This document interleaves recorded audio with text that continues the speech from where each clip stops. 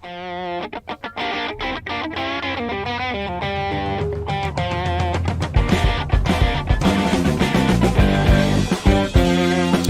everybody, welcome to TraderMerlin Show for your Thursday edition, roller coaster Thursday, if you will. Some wild inflation data reported. Not really wild, I guess it's expected, talking about these numbers getting higher and higher and higher. So hello everybody, I will give a quick shout out since the group is small to start here. We got, Joe, good to see you. I'm seeing you all over the place now, Joe. How you been, man? Big Ab, Siraj, Dana, Thomasina, Glenn, Nayama. We've got Lori as well, Lisa, man, I got the crew. Les, and of course Les is back to first. I don't know what happened to Chris today. Sue, hello from Boston as well. Here is what I'm going to talk about today. I'm going to talk about, you know what? It's funny, when I did the show yesterday with, this is going to be a funny show if I can't get that fixed. When I did the show yesterday with John Rowland, his photo was flipped. His background is flipped. So I ended up actually flipping the monitor, and now for some reason I've got it stuck that way. So 1 second is maybe I can, I need to see if I can fix this monitor real quick because it's flipped backwards, and that will not help with the visuals for today. But I think I can just go transform, we will flip horizontally, and we are good to go. There we go. Inflation, something's got to pop is kind of what I titled this one for today because I thought it would be relatively appropriate. You might remember I think it was a week or so ago, Big Eb was saying, do you think we would see inflation numbers, breaching 10% by, end of summer? And if you look at how quickly it's gone from 7.5 to 7.9 on the CPI reading today, that to me is a 0.4% before this conflict started. Now we're seeing this conflict with Russia and Ukraine start. You could see a full percentage point jump in the next reading. So easily, in my opinion. So do we get the next reading is going to be 8.9? Might be a little lofty for a short-term game, but I still think that that's kind of a scary situation to put ourselves in, to think 10% by the end of summer. I do think it will be higher, and if that does happen, obviously that puts the Fed in a very interesting position. We talked about this for the past few months. You guys might remember I've been saying the Fed has done a masterful job of putting themselves in a corner, and they're trapped. They're absolutely trapped. There's really nothing that I can see. Maybe you guys please type in the chat if you think that there's a solution to this. But the problem that they are facing right now is you've got extremely high inflation, which was transient to start, right? It's kind of like somebody who takes drugs for the first time is like, I don't have a drug addiction problem. No problem there. And next thing you know, you have to do an intervention on them because they're hooked on every single drug under the sun. That's Jerome Powell and the Federal Reserve. So with all this easing and tapering and everything, which has been working great, and as we know in trading, every single thing works until it doesn't. That's it. Everything works until it doesn't. So quantitative easing and Operation Twist and stimulus has been working because we haven't had the fallout. And for years, my former colleague John O'Donnell has always been saying, it's going to lead to inflation. You're going to get it. Of course, every textbook will say the same thing. And now we're having it. So again, the solution for high inflation is you raise interest rates, which is one solution, but that chokes out an economy. And of course, now we need to get that economy moving to the upside. So love it. I love that they're trapped, but we'll talk more about inflation. Something's got to pop. And I picked a graphic that had multiple balloons on this one.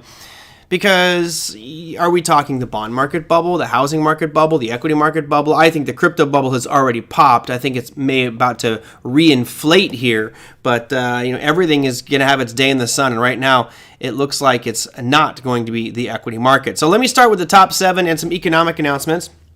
Actually, I'll start with economic announcements, shall we? Let's go and just show you what happened today for economic calendar as well as earnings. You can see the big news, and this is kind of big news. Maybe you might not even pay attention to it. That's okay. Is coming from the ECB. You saw last night that this morning, the ECB basically saying we're keeping rates the same, but we're going to basically stop our purchases in the third quarter of this year. So that means that the ECB is now thinking they're going to raise rates. Gee, I wonder where we may have heard that before, that the next one to raise is going to be ECB. Well, it certainly was in the Monday Morning Must-Knows a couple of times where they're the last one to be raising. I think it actually was last week's Monday Morning Must-Knows where I talked about they're not going to raise this week, but watch that next meeting. The talk track for the European Union is going to be much more aggressive towards raising rates, but of course they want to stop their purchases as well. So that's the major piece out there. You look at the euro. The euro against the U.S. dollar has just been getting violated. Just brutal. This is an ugly sell-off. If you're the Europeans, you're like, I can't buy what I used to buy. My euro used to buy me $1.25 or 24 cents worth of U.S. goods and services. Now we're down to $1.09 worth. So it's certainly lost a lot of its value. And that trend, maybe we get a pullback into some supply here. That trend looks like it's going to continue. So euro not looking good against the U.S. dollar. Here is the U.S. dollar chart for today, or at least the Dixie, which of course is pretty much the inverse of the the euro. And here you can see big run up. We'll have a pullback. My guess is, where is the pullback to? Maybe we get down to 97.35 if we get any lower than we currently are, and then I think we'll challenge that 100 mark on the dollar index here shortly. You guys are all raving about gas prices, huh?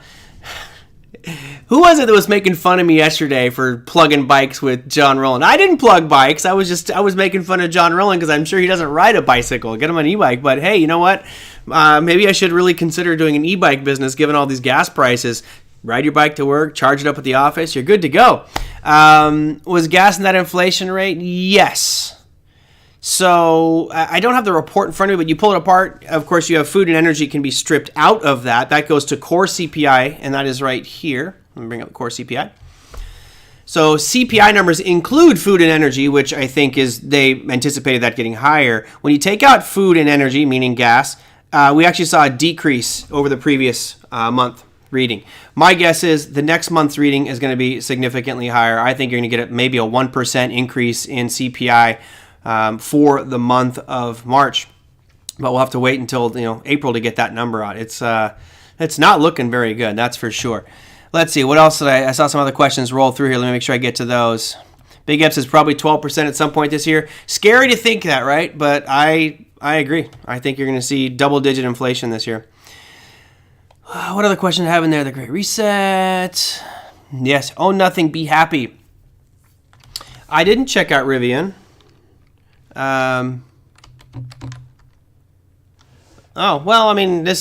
This really hasn't changed the story, has it? Rivian has been getting wrecked for a while. It's been getting wrecked ever since it did its IPO or SPAC and peaked up there at 180. At some point, Rivian's going to be a great buy, but that's not right now. That trend is your friend. It looks pretty ugly. Okay, continuing on with our economic calendar here. So as I roll through here, you can see that the CPI numbers, which again include food and energy, came out at 0.8. Now, of course, that is just for 1 month reading. They annualize this, which gives us a reading on CPI of 7.9. PPI numbers will be coming out soon as well, so we can talk about CPI at some point. But right now, Consumer Price Index spiking, looking like it's going to get even higher and higher. So the Fed will probably raise next week. Next week is going to be very interesting. Not only because the two great guests I have on for next week, but for the Fed announcement on Wednesday. You had JD report today, JD.com. Great earnings, murdered on price, down 15%. Oracle, they missed earnings and were down almost 5%. And Ulta Beauty, apparently even if we're staying at home, you got to put on that makeup, right? Ulta Beauty reported earnings, they beat and they were up 1.3%. So that is your kind of economic announcements for the day. Let's run through our top 7 markets. This is the piece that surprised me. Was cryptocurrency. Based off of what the executive order contained yesterday, I really expected this to be more of a follow-through rally, and I was actually anticipating us coming up and again attacking the 60 or 45,000 mark on Bitcoin. That's my line in the sand, right? Until we get above 45, I don't think you're going to see the whole crypto space rally. So, because Tom is here, I actually did this in the CIL this morning, but I figured it's fun for everybody. We might want to start looking at the yellow box, and it's tricky where we put it. I'm going to tighten up off those these tails and cut those tails off. So really now I've got a nice yellow box on Bitcoin that really goes between $35,000 and $45,000. I know, a $10,000 range, but for those of you looking at options, you can do options on futures, and there's Bitcoin futures. So nice spread trade potential here. We're kind of in the middle of that range, right? Dead center would be 40,000. Right now, you are at 39,350, so just a hair under midpoint of this range. Not looking great, but at least it's not tanking anymore, right? It's just crazy volatility up one day. Yesterday was a great day.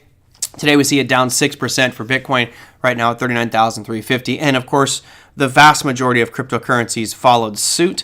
I will show you here. Here's some of the portfolio that I'm watching, and you can see Phantom down 10% for many reasons, but lots of negative numbers, and many of them are large numbers. All right, let's move up the list to get to crude oil, which continuing its aggressive sell-off yesterday, although nowhere near as bad, down 2.6%, dropping all the way to 105.85 on the close. Intraday for crude oil. You had an intraday low price on crude oil of 105.53. So we're just off those lows. Not a very positive sign, although we're not back to the lows we saw on yesterday's session. Question is, how far does this thing drop? I don't think we'll get down below 100, but that's just me. I'm sure many of you probably hoping it gets down to that 89 mark again so you can buy back in on this pullback, but I just don't see it dropping that far right now. And let's keep going.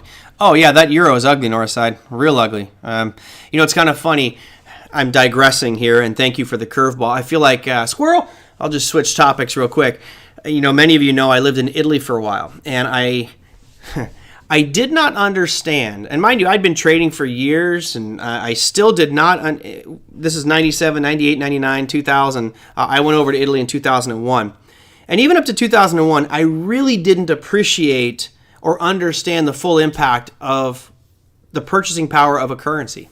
So when I went over to Europe, I negotiated my contract. I was working for an Italian bank, and they said, we would like to pay you in, they started off saying they'll pay me in US dollars. Okay, great.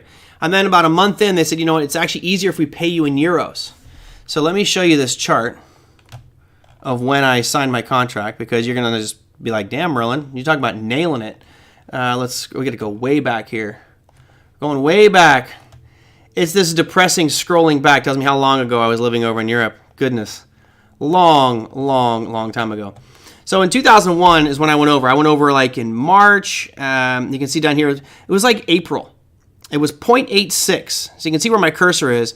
The euro was at 0.86 to the dollar. So when they signed my contract, remember, let's just say, I'm just making up the number because I don't want to tell you what I was getting paid. Let's say I was getting $10,000, right? Let's say it's 10,000 US dollars. Well, when you convert that to euros, the number changes. I've got $10,000 divided by 0.86 means I'm going to get, that's actually more than that. It's, did I divide it by? I did times. I'm supposed to divide it by. Hold on. 10,000 divided by 0.86. That means that's 11,620 euros, right? So at the time, they asked me, said, we'd like to pay you in euros. And I said, okay, that sounds fine, because I was looking at the chart and I'm like, the euro has been beaten up to this point right here. I actually felt like we were kind of coming into a double bottom. I know it sounds weird, but that's how my mind was thinking on the currency. And I'm like, well, okay, I'll lock in on the euro to double bottom here. And in hindsight, it's one of the best things I ever did, because I locked in at 0.86. And that 10,000 US dollars is now worth 11,627. But look what happened to the euro. It just kept on going and going and going. And in 2005 is when I finally came back to the US. We were at 135. So now all of a sudden I have $11,627 times that per month, by the way, times that by 1.35. Now I'm at 15.6. So you can see the value of my earnings like exponentially rose, and I didn't technically get a raise. I was making the same amount of money. It's just because I was paid in euros, locked into a dollar rate, it spiked up. And when I first got there, I was actually thinking of buying a house, because I was planning on staying there for a while. And this apartment that I was looking at was like 250,000 euros. I was like, okay, if I buy that, I've got 0.86 of the dollar. By the time I left, that apartment was worth 750,000 euros. So not only have I made on the appreciation of the real estate, but I would also have done very well on the currency conversion. So anyway, just something to think about. I always am fascinated by the way that these currencies and valuations move. And we look at where we are today, zooming back out. Gosh, I knew the dead lows over there when I moved to Europe. Good times. Now I'm just old and senile. All right, so you look at that same picture now. We've got this nice little uptrend going on that Euro USD on a weekly, but we're coming right back down to those trend lines. I can draw some trend lines on here for you trend line fanatics. We're literally hitting it as we speak. All right, let me move on. Thanks for the curveball there and just got me just off topic, but that's cool. I enjoy doing that type of stuff. So we went from crude oil. Now let's look at the Nasdaq index. pulled back today. You can see on the weekly tapping right into that yellow box that we've got down here. I'll make this a daily so we can see a little clear how things happen.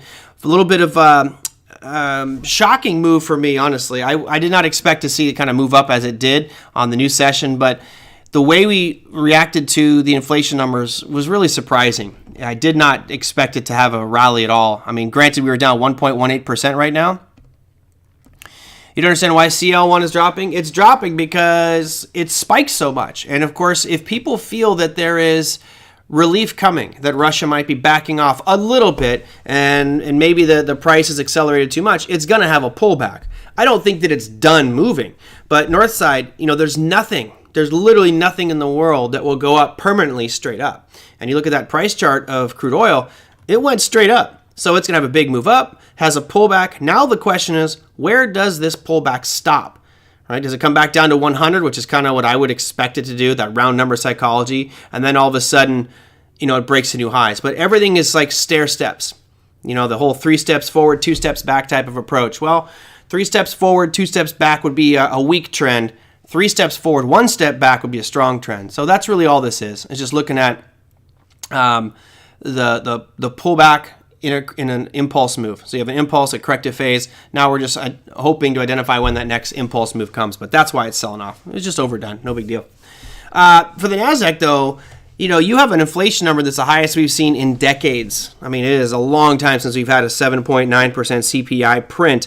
And of course, if you follow the Monday morning must-knows, I did an interesting one a few months back where I overlaid what the charts look like when we had 7 point something, let's call it 8% inflation in the past. And when we had 8% inflation, Fed funds rate was significantly higher, right? We had like 16% interest rates.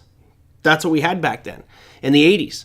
The other couple of times like 12, 13%. So, it's very clear to me that one of these two has to give. Either inflation needs to drop abruptly quickly, so like incredibly fast, or we're going to have to raise those rates to come up with historical norms. And that's kind of where my gamble is at.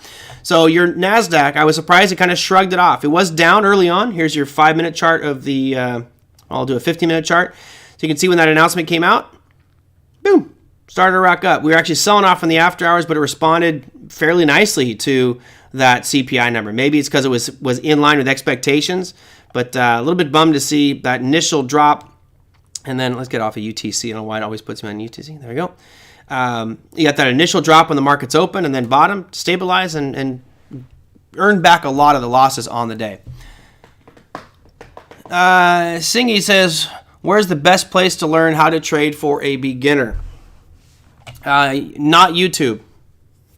I tell you, there's a lot of clowns, absolute clowns on YouTube that I just have no idea what they're doing in trading, and they've clearly followed some little 14-year-old Instagram and think that they're awesome traders out there. It blows my mind. I would say you align yourself with an organization that has a proven track record. Of course, I'm biased because I work for Online Trading Academy, so I would say go to Online Trading Academy. In my opinion, they've got the best staff, the best faculty around. They're always trying to bring in new traders. And of course, traders leave all the time. It's their prerogative. But it's the scope of instruction and the depth of materials and the support is also really important. Having a community where you can go to and people bounce ideas off of each other and they're willing to help you out, kind of like this environment is, but on a much bigger scale. There are some other educational organizations out there. Just be very careful if you are using, how do I say it? Yeah, I won't say it, but there's definitely a school that I would shy away from, run to the hills, just because of what the lawyers have subpoenaed from trading exchanges about the individual's trading records and proven track record of losing money. So anyway, align yourself with good people would be my best thing. Let's see, Joe. Good question, Joe. Let me get to the top 5 and I'll answer that one. The answer is no. There's no safe place. You can't do it. So let's continue on. So you got the Nasdaq was down 1.18. The S&P actually only down 0.42%. Bummed because I obviously have a big position in the S&P. I was really looking forward to some new lows being put in by the end of this week, but that doesn't feel like it's going to happen. The Dow Jones Industrial Average also putting in a nice little candle to finish, only down 0.25%. And then the Russell just a nice about face. This is called a hanging man pattern, by the way, after an abrupt move. I know it looks like a hammer, but a hammer that sits at the top of an up move is called a hanging man, which many people feel is a reversal pattern. I personally don't believe that. It actually looks like it's strong and going to want to move to the upside. So we'll have to wait and see what happens here with the Russell. If we get above yesterday's highs, I will probably dump part of my Russell position just because I have a feeling you're going to end up seeing it challenge the 2100, but we'll have to let it prove it first. And then finally, gold. We got back to some risk-off type of exchange movement today. Gold was up 0.68%. Still nothing great. I mean, you had this huge engulfing pattern yesterday, small little candle today, but all in all, gold was up, which I'm sure many of you are happy about. And then silver. Silver's still at $23.93. I'm hoping it tanks. I need this to. I don't need it, but I would love it if silver was at $23.49.99 next Friday. Let's see those options expire worthless, and I get to keep my premium and keep my silver. All right, so that's your top 7 markets out there. Let me go to some listener questions here.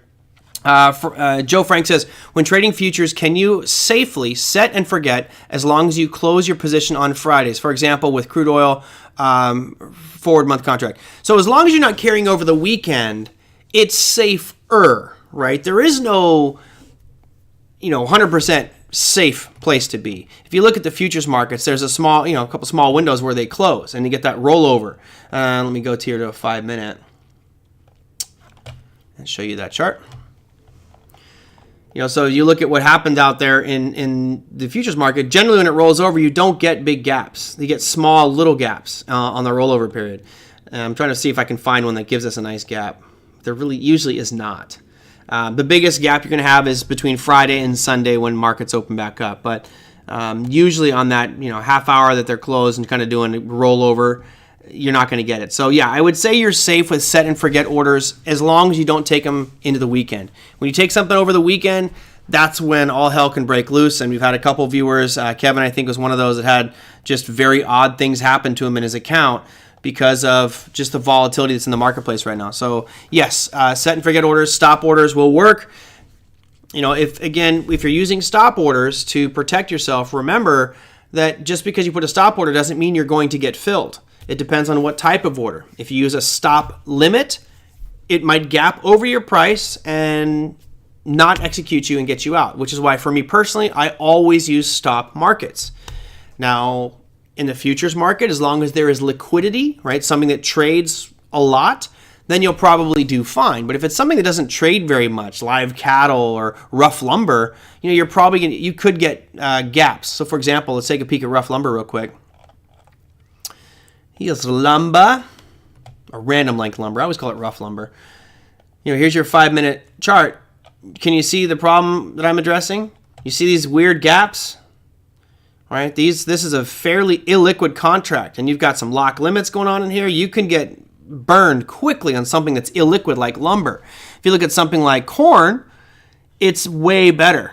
You can see there's not any really strange gaps going on. There are some, right? You can see a little gap right here. You can see a couple gaps right there, but they're not like massive gaps, just small little ones.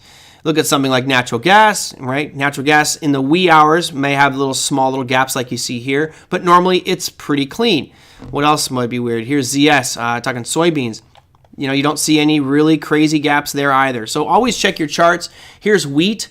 So wheat selling off aggressively, but if we go back over the past, let me go back a couple weeks, because before all this stuff happened, it was not as heavily traded contract, but you don't see too many bad ones before the whole Russian thing. But here's an example of lock limit ups and lock limit downs. I mean, this is dangerous stuff with commodities. I agree with John Rowland's comment yesterday on how commodities are now going to be like the new crude oil, maybe the new cryptocurrencies with regards to their volatility and the dangerousness of them in your portfolio.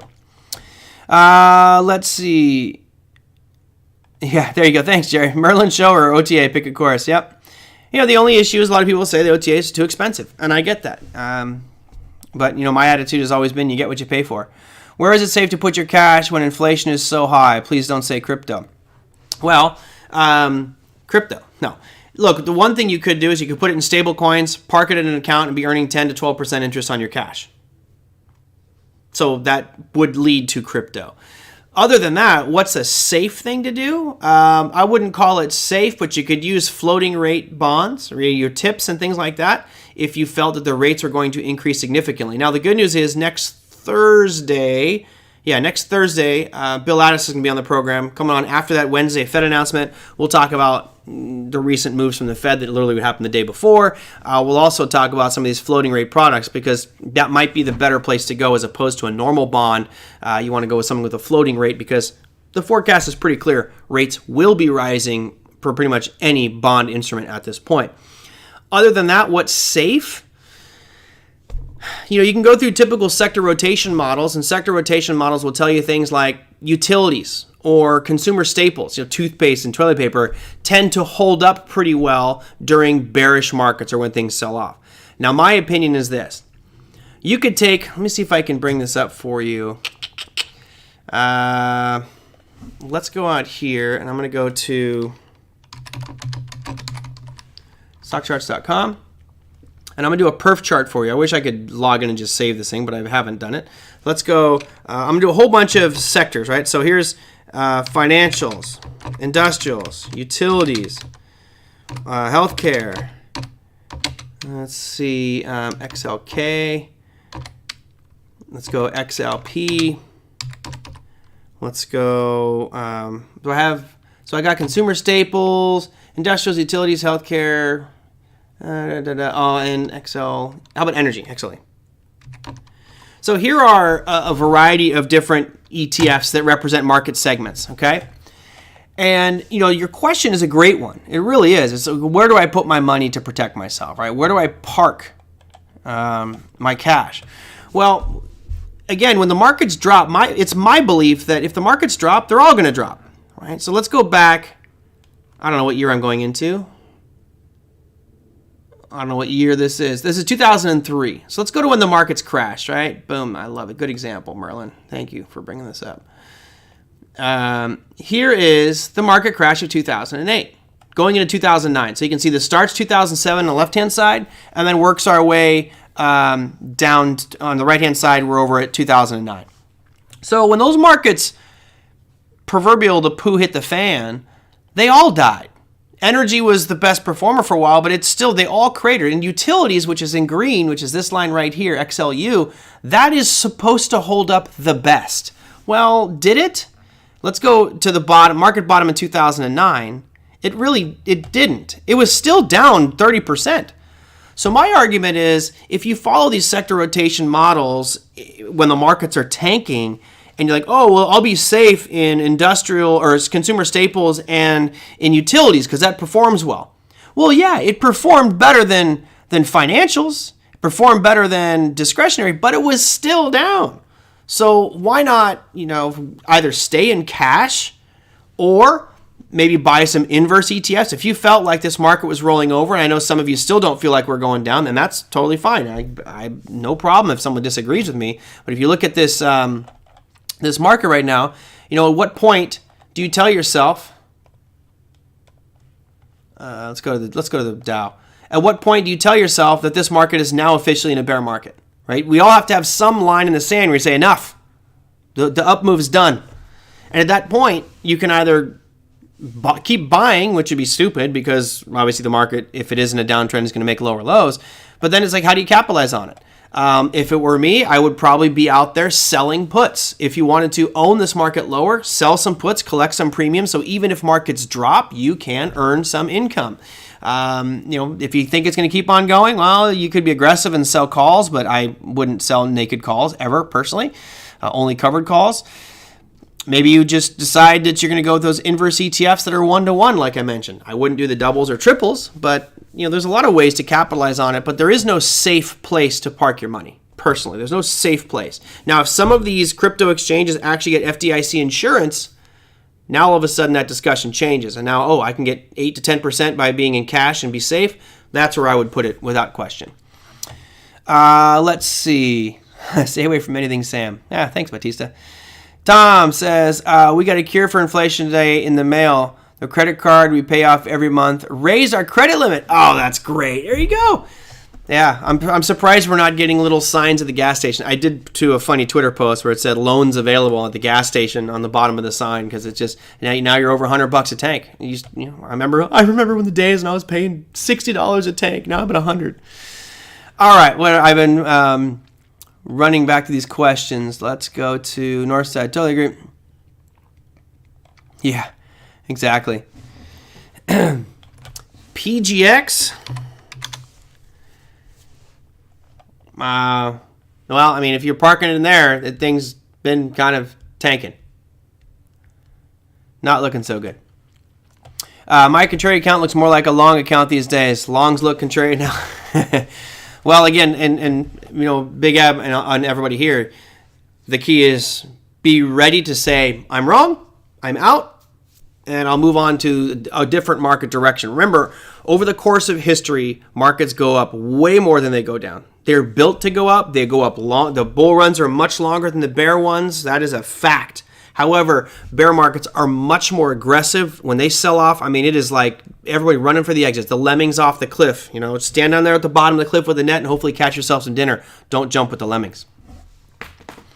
Let's see. That's good. Park your money and anchor on Terra USD.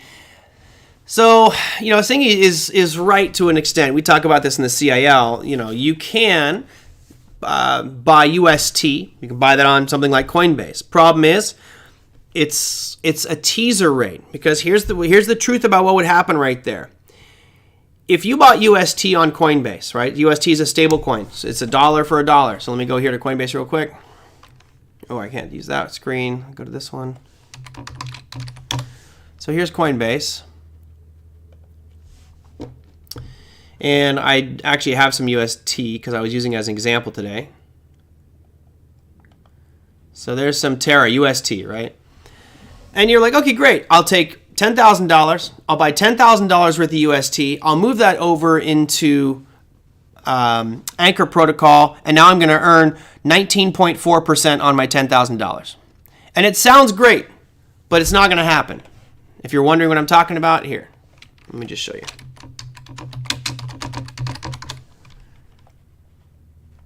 So here's Anchor Protocol, and again, this is not I'm not saying to go do this, and just showing you the problems, because everybody thinks, oh, I'm going to go out here and I'm going to earn 19.46% interest by going to Anchor. Well, the problem is, when you take your Terra off of Coinbase, you don't get 10,000. Let's say, I think I said $10,000 worth. I said 10,000, so let's do 10,000. If you take Terra off of Coinbase, you're not going to get your $10,000 worth of Terra, because you're paying fees. So now you're down to, let's say, 9,000, I don't know, 800. Probably more. It's probably going to cost you about $200 to pull it off the exchange. And now you can't deposit Terra UST on Anchor Protocol. You have to move it over to the Terra network, which does what? That costs you again. So now all of a sudden you're down to, let's say, $9,500. You've lost $500 of your initial $10,000. And now you deposit that on Anchor Protocol, earning 19.4%. Now, that number continues to drop. So 19.4 is going to be 19.2, which it's slowly dropping the more people that come into that network, and it drops. So now you're not going to earn your 19.4% interest on $10,000. You're going to earn on $9,500. And if you pull that out real quick, that $500 that you lost on your initial 10 might erode most of the gains that you're going to get that first year or so with Terra. So just want to throw that one out there, because you might have to wait a full year to actually make up for the money you lost on commissions by getting it off of Coinbase, moving it through different swap and exchange sites, etc. Okay, and that might have confused a lot of people. I apologize for that. But normally I would absolutely agree with the UST thing. It's a problem. There are problems getting it to where you need it to go. During market hours, what trends do you tend to be leading indicators? Do stocks lead the index and futures? No, other way around. Futures lead. So if you see all of a sudden the futures market start to drop, you can rest assured that equity market's going to follow. Remember, futures is anticipating what the price might be in the future. So yes, I personally think futures market leads. As far as leading indicators, I don't really look at them. I'm just looking at price. Whatever that price chart is telling me is happening right now is what I want to be trading off of. And it's interesting, today in the Crypto Investor Live program, I wanted to do a little bit of day trading of some cryptos. So I was at a site, and unfortunately, that market was just going absolutely flat. It was just nothing to do. So, I can't force a trade to happen. So we just analyzed some things and moved on without making any live day trades in that environment. But Northside says, invest in buying land. And again, it's an easy statement to say over the course of time to buy land. However, if you look at the year-over-year growth and the Case-Shiller Composite 20 Home Price Index, you're looking at about 18.6%, I believe was the latest number. That is a huge outlier in year-over-year gains. So unfortunately, if you do buy into real estate, if you're buying in real estate right now, you have to go into it with this mindset. I am going to hold this property for a while because it may drop. You're look at the charts. Let's see if I can bring up the Case-Shiller numbers for you, just so you can see the process, what's been happening. It's been extreme. I mean, we've seen huge moves up, and that is something that's not going to last forever. So one sec, I'm pulling up some real estate numbers here for the U.S. So bear with me. We'll remove all of those and put on U.S. and we'll just go housing data. Oops, none and housing. Okay, so here is some of the housing data. Let's go back to the most recent stuff. No, we're not worried about construction spending. What happened in late February? So here, damn, my memory's good. 18.6%. This is the Case-Shiller Composite 20 Home Price Index. So I agree with you. I love real estate. I am a big fan of real estate. Been involved with it since I was a little kid. But if you look at the chart of this should be somewhat alarming. And let's go back all the way to 2006, right? You can see we had this big contraction in 2007 and 8. I'd like to go even further, but unfortunately I can't. The rate of ascent of price appreciation since COVID hit is staggering. It really is just unbelievable, the angle of that slope right here. Now, it is leveling off, which is great, but remember, we have interest rates that are spiking. If you go out and look at the 30-year fixed-rate mortgage right now, this is where I wish I had TJ, my chart master.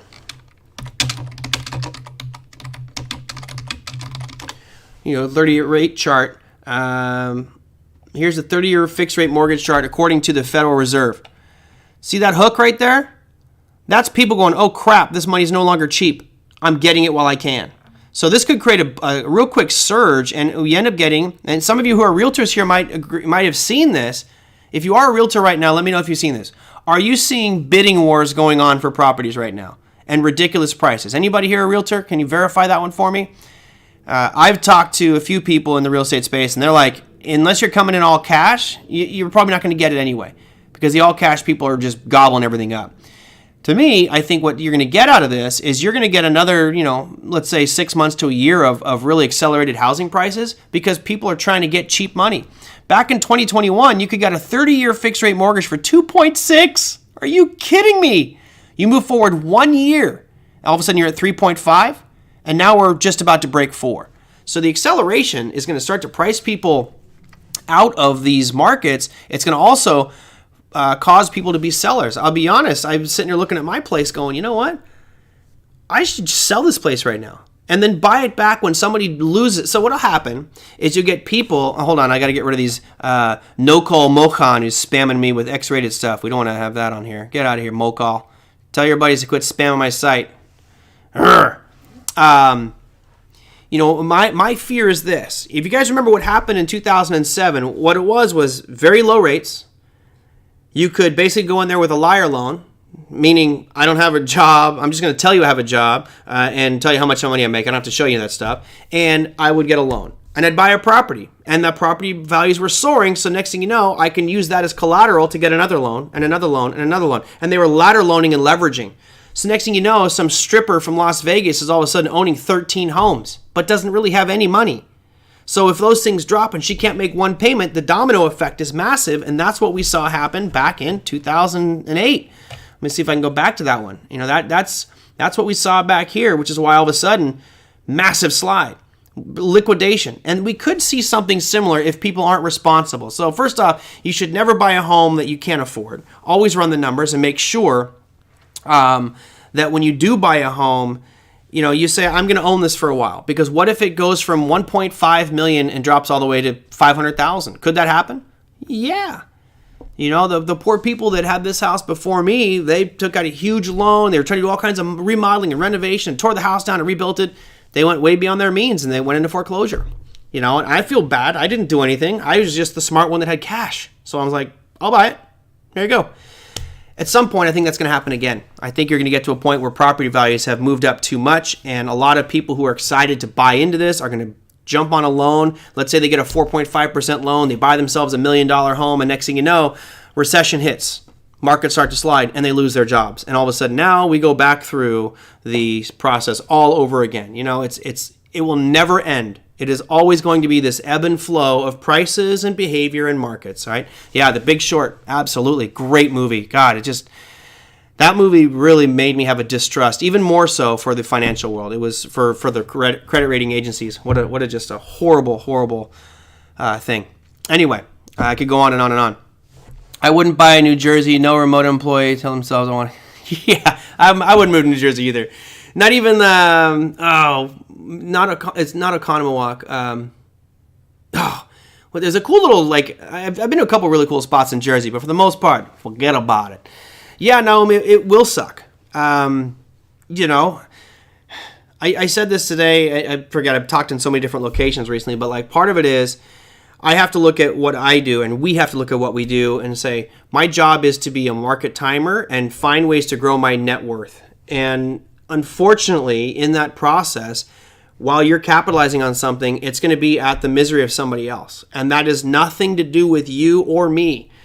Someone was talking about shorting the equity markets. And why are you so short? You're capitalizing on people losing their jobs and losing their lives. I'm like, I am not. I had nothing to do with that war. I had nothing to do with the bear. I'm just looking at the market saying they're overvalued or the trend is reversing. So with the housing market, if you get some great deals here and you're in cash in, let's say, 2 years when they crash, don't feel bad. You got to feel bad for the person that maybe was irresponsible with their money or didn't plan, didn't have a strategy or a tactic, and just wanted to jump in the market. So I do think you're right. That was a long-winded answer to your question about real estate. I do love real estate. I'm actually selling properties.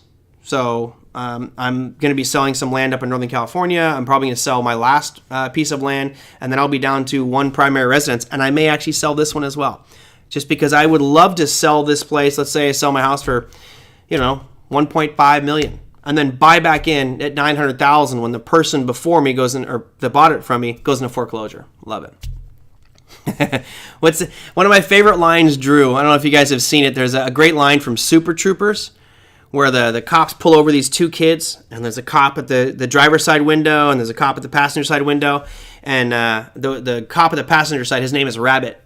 That's his name in the movie. And he goes, "Smell that, Rabbit?" And Rabbit looks at the other guy and he goes, "Fear." Yeah, same thing. You smell that fear in the marketplace, it's opportunity. And unfortunately, people look negatively on traders for capitalizing on these events. We didn't do anything. Airbnb, I have a couple friends who do Airbnb, and they're killing it. They're making great money. Good, awesome. Too much work for me. They were saying foreclosures were up 25-26% in January. I didn't see. Hey, Larry, good to see you, buddy. I didn't see those foreclosure numbers, but I'm actually surprised that foreclosure numbers are that high now. We did have forbearance with the real estate market, and there was definitely some helping out in that category. But as soon as these rates really start to spike, here's the worst case scenario, in my opinion, for our markets. Rates start to surge. The Fed is trapped in a corner and has to raise aggressively to fight inflation. All of a sudden, we get a surge in the Fed funds rate. That surge quickly chokes out the economy and starts to slow down growth, meaning the cost of capital becomes very high. When that happens, companies will no longer be hiring, and those jobs numbers will start to, the new jobs will start to decline. If this tension in Russia continues or it escalates into full-on war, and unfortunately if the U.S. gets dragged into it, then you'll really start to see some stress on the financial markets. That could lead to potential layoffs. Of course, you've got COVID still, and it seems like just this perfect storm where in the worst case scenario would be a pretty significant decline in equity markets. So I'm fine. I've moved every single cent of my 401k into cash. So fine. If it goes up, I'll miss out on it. If it goes down, I'll buy some at another point. Thanks on our side. Yeah, remember to like the show. It's one thing I don't do well is gratuitous promotion. I need to have a video in the middle that I hit a button. If you like the show, hit the subscribe button. Yes. Well, wouldn't that be interesting, Larry? I think the Big Short, the sequel, is not going to be about the housing market. It's going to be about the bond market. I'll bet you in 5 years there's a movie about the quantitative easing cycle and what it did to create inflation and potentially even hyperinflation in the United States. Of course, there's so many factors that have come into that, but that would be a wild one. Let's see. So KF, I went off on the tangent here. KF asked this one. He says, "Have you traded futures on KuCoin? Is that different than trading futures elsewhere? I mean, trading cryptos on KuCoin futures." Yes. So I've traded cryptos. I've traded futures on cryptos. I've traded on KuCoin using futures of cryptos. It's very different than trading futures. The main reason is liquidity. I'll tell you that on KuCoin, I've had some serious problems. A couple times they've canceled my stop orders, and I've been forced liquidated. They're very thinly traded, so some of those futures products are extremely thinly traded. Like if you bought 5, you'd move that market yourself, right? Very thinly traded. So you can use it. Just again, with anything, make sure you check the liquidity, what your potential slippage is, which helps you define what your risk is in that situation. And not all futures are created equal. Some are very liquid, some barely trade at all. We were looking at, I think it was the Litecoin futures product today on KuCoin, and it was just a series of dashes, meaning no trades whatsoever. Done. Let's see. Jelly Jake, 26% from very, very low. I always like the integers behind the percentages. Yeah, true. And Tom's right. Yeah, it probably went from 0.1% to 0.125%. So we barely increased, but it's when we start to get the big numbers, that's when we really get in trouble. All right, let me look at some, let's see, any other questions? Oh, Tom, you're here and you asked this question. Said you're right about the value of your stock position being the same after a split. So of course yesterday we were referencing the Amazon 20-to-1 split that's, I believe, happening in July, if I'm not mistaken. I don't know the date off the top of my head. I'm sure one of you guys do. Type in the chat if you know the split date for Amazon, because I can't remember off the top of my head. He says there are 2 opportunities connected with splits. First, covered calls are easier to do at $150 per share versus $3,000. Absolutely, it'll make options way more attractive for everybody. Second, I believe most split news triggers upward movement in the share price all the way through to the split. And I think we will buy a call spread and see what happens. Yes. So historically, and again, everything works until it doesn't. But normally, when somebody says they're going to split, and thank you, Big Eb, June 3rd, he says is the date. If they split on June 3rd, normally what you get, I say normally, it rallies up until that date. Now, it doesn't always happen. I'm just saying normally, right? More often than not, it will rally on that news. And of course, you can look at Amazon. Let's go check out that price chart of AMZN. Here's your Amazon today. Nice pop up. Of course, we knew it was going to gap up. Kind of holding right there. It would be interesting because it needs to reverse this little downtrend it's been on for the past few months. If it starts to make some highs, my guess is, I guess we should maybe do a show where I do a poll. Let me see if I can do that tomorrow. Find a way to get a poll for us and do a poll on what you all think Amazon's going to be, the price of Amazon on the day that it splits. My guess is it will be higher than $29.34, but I'll see if I can get a spreadsheet or something done that I can keep track of everybody's guesses on that one. Google didn't. Yeah, they don't always. So, Lisa, I don't remember the exact. Let's see if I can pull up the split for Goog. So, where's that split? Why am I not showing the split? Split should show up here on the screen. It's not showing it there. Yeah, there's showing Tesla's split right there. You can see that one. This is a beautiful case. I mean, there's the date that they split, and you can see literally all rallied to the day and then just gave it all back. And this is typical. The huge rally, this is where they announced it, like August 20th, shoots up, and then the day it splits, boom, it tanks. Like clockwork on Tesla. Thank you, Joe. Appreciate that, my friend. Whoop, whoop. Is that a ninja turtle? What do we got there? Is that a hippopotamus and a parachuting? That's a good one. I like that. But I don't see Google splitting in here. I'm just looking for an S along the bottom. Oh, there it is, way back here. That's so long ago. So here's Google's split, and you're right. It did not do it all the way through. My guess, though, if I put a vertical line on the date of the split, where it actually did its official split, notice where they announced it, though. They announced it on October 16th, and that thing jumped and went from a price of 446, rallied up to a peak of 615.